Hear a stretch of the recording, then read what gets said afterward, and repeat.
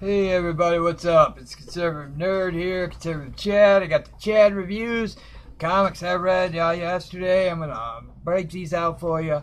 If it's great, it gets a totally Chadical. If it's good, it gets a Chad worthy. If it's okay to fair, it gets a Chad light. And if it sucks, it gets a Demon's Bile. I stole that from Kwanzaa, so Olafo,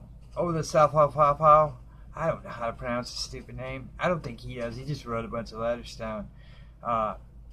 Did you know that Kwanzaa was created by a pimp in prison? Yeah, it's like the 70s he was created by a pimp in prison. So Kwanzaa was created by a pimp in prison. Not Kwanzaa the person. I don't know who created him. But Kwanzaa the holiday was created by a pimp in prison. I think Kwanzaa the person was created in a government lab mixing chemicals or something. We need more diversity.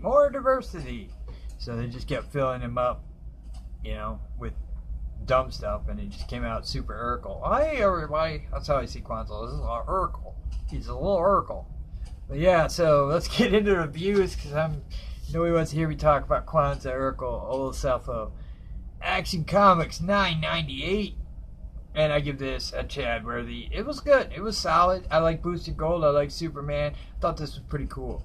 Hal Jordan, number 39.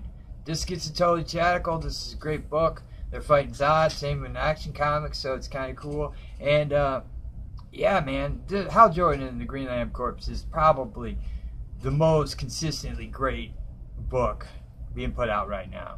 If you're not reading this one, this is probably as good as action sci-fi comics get. Iron Man number 597.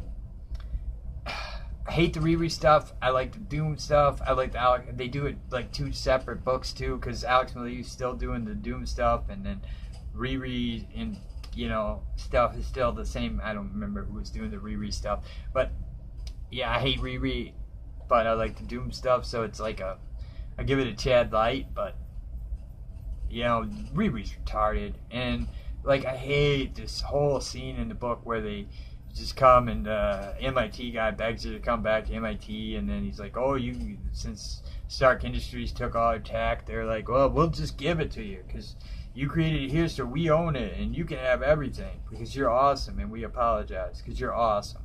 It's so stupid.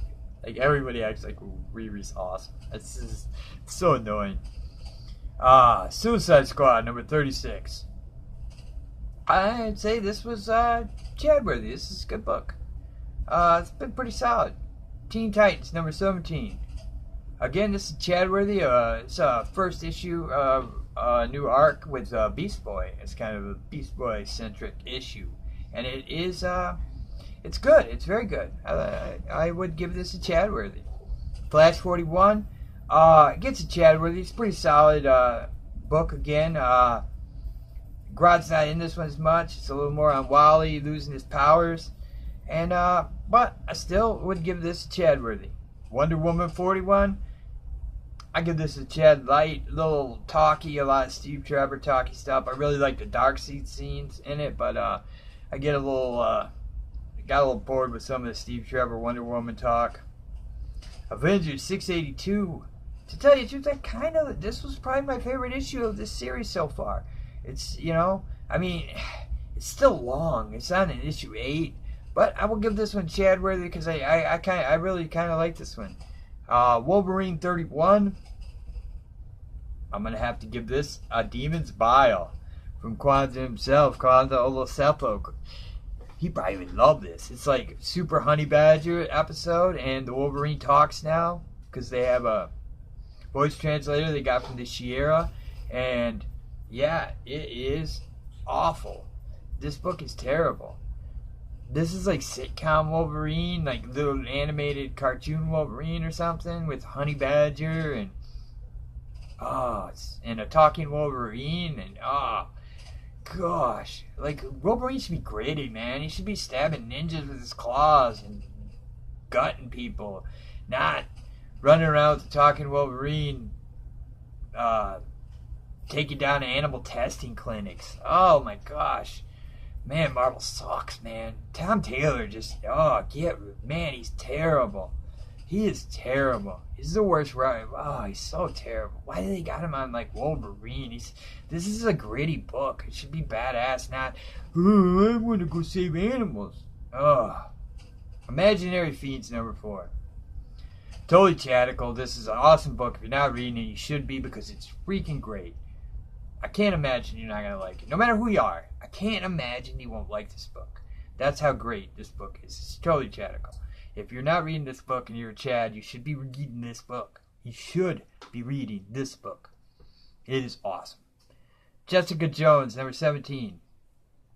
I give this a Demon's Bile, because it's so talky and talky and talky. And it's just Purple Man and Jessica Jones is talky and it's talky and nothing happens and it sucked and it's Demon's Bile. I would have rather have just had to read those 8-page tweets I got from Kwanzaa on Thanksgiving than read this again. Oh man, it's terrible. It's Demon's Bile. And those tweets on Thanksgiving is where I got Demon's Bile, because I was sick of him tweeting to me, and I just said, hey, have a happy Thanksgiving, man. I'm, with my family, I'm going to eat, I'm done. And then he's like, you celebrated the deaths of indigenous people, you vile Demon's Bile. And I was just like, whoa, man.